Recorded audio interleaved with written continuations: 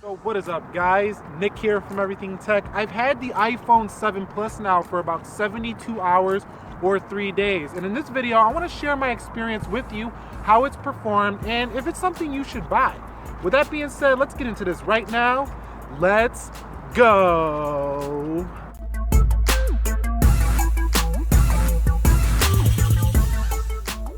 So it's been about 72 hours since the last time I've bought the iPhone 7 Plus or traded my jet black for this edition, the matte black edition right here. And I got quite a bit to share with you about the 7 Plus in this video. The 7 Plus has been fantastic, and I'm already adjusting to not having a physical button anymore. That capacitive button below is just pretty cool and pretty high tech once you start getting used to it. And the camera on this device has just been fantastic. That telephoto lens, as well as that, that zooming function and that portrait mode depth effect has really played out nicely for photography, and you're gonna see in some samples later on in the video. Now, I did notice that there is no more IM badging on the back of the iPhone 7 Plus, just a little thing I wanted to point out about it. But in terms of the build, I've really been enjoying how those antenna lines are really hidden here on the matte black. You're not really that noticeable. Now, I have been missing my 3.5mm headset jack just a little bit, but this hasn't been too much of an issue and not as much as I thought. I've noticed on the 7 Plus that the screen looks a little bit more polished.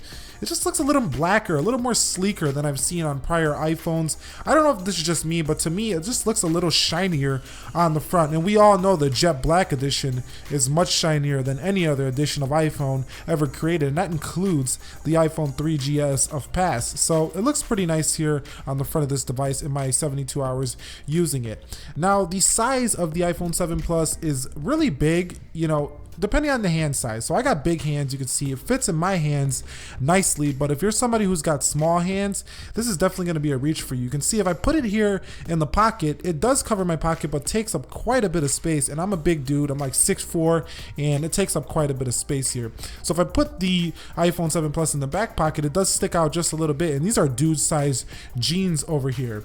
Now if you're a woman, you can see right here, this is really gonna stick out of your pants quite a bit here. So look at this, we're putting it in the pocket, and you can see just sticking way out of the pocket. So much space, so if you're a woman, you might wanna go with the smaller 7. Putting it in the back pocket, if you like showing off your Apple logo, you're good. But other than that, it's really, really gonna show here if you put it in any pocket, if you're anything smaller than like 6 feet and you got huge jeans. So yeah, in terms of the build quality, it's felt really solid. This aluminum is it just feels so premium. I don't know how to describe it.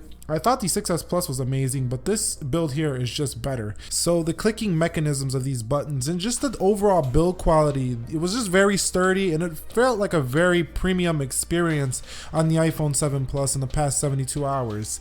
Now, that capacitive hardware key that replaces the physical button was extremely speedy as long as you got your thumb completely over the button.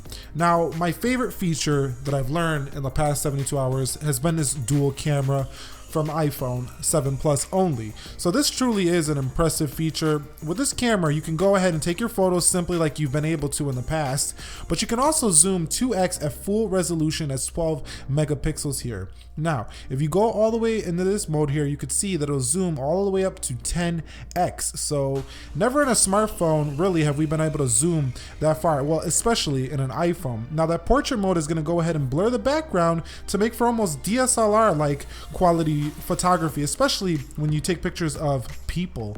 Now, that front megapixel camera is a 7 megapixel, and you do have live photos as well as retina flash, and the selfie quality was pretty strong. Here are some samples of these cameras.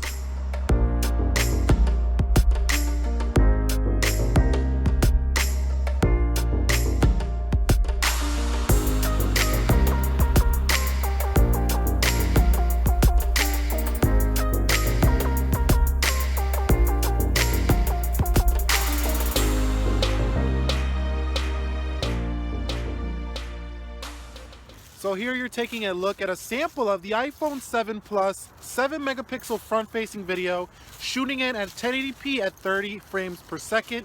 You guys can judge the quality for yourself. It is a cloudy day out here, so it's not the ideal lighting conditions, but it does shoot pretty well. What are your guys' thoughts on that? Comment that down below. So now what I'm gonna do is flip the iPhone 7 Plus's camera around to the rear camera, and I don't have any stabilization on right now. I'm doing it like most people would, just running and gunning, holding your phone in your hand. So I'm gonna turn this around and we're gonna show you a 1080p sample, not a 4K. I don't wanna do the 4K right now. We'll do that in a separate video, but check this out. So here we're testing out the rear camera in the iPhone 7 Plus, and that's my girl. She's over there jumping in. There's the 2x zoom right there. Say hello to her. She was in the last vlog. Hey guys. But over here, you can see this is the quality you're gonna get from the iPhone 7 Plus. Lumix, 4K camera there. I think I left it on. I want to turn that baby off. But you can see my hand movement, it still stays into focus. So this camera right here is going to be great. And it is a cloudy day, like I say. So imagine on a sunny day, you're going to get even better quality here. A very natural look. Not a very saturated look like what you're going to get from the Samsung devices of the world. But yeah, that's a sample of 1080p on the rear of the iPhone 7. Now, in terms of performance on the iPhone 7 Plus, it has been fantastic. On that P3 display, it just is a rocket with that A10 Fusion quad-core CPU, optimized for both hardware and software. And I don't think I've ever experienced a device that is this fast and this reliable combined. It's just really some incredible stuff here in terms of performance. Now, battery life was also incredible in my experience and definitely improved over the 7 Plus with a slightly larger battery at 2900 milliamp hours without making the device thicker or anything. So that was great. Thank you, Apple. I hope they continue doing these battery improvements. It would be appreciated. And also, you do have your famous low power mode that really extends the battery at least 1 hour. Definitely 1 hour on a low battery power mode. So that's definitely a plus here as well for our iPhone 7 Pluses. But you'll definitely have to use Bluetooth if you decide to use that lightning port to charge up the battery on your iPhone 7 Plus. So just be aware of that. Now, I did notice that 3D Touch was a little bit more subtle. The Taptic engine seems much improved over the vibration motor that we kind of felt in the 6S Plus for 3D Touch. So it just feels a little bit snappier. It feels a little bit better here on 3D Touch for the iPhone 7 Plus in my experience. Now, it's not a lot different. It's not going to change your life or anything, but it was pretty decent to feel that subtle vibration that we got from the Taptic engine. iOS 10.2.1 was included here on the 7 Plus, and it's a great software, and this device will be updated for years to come. So I'm not going to talk too much about iOS here, but let's check out those speakers and how they sounded. 7 Plus. Now, I know a lot of people probably are not even got an iPhone 5S, thinking about upgrading to a 7 Plus. Let's find out how much of an upgrade that is in this video right here. Let's go.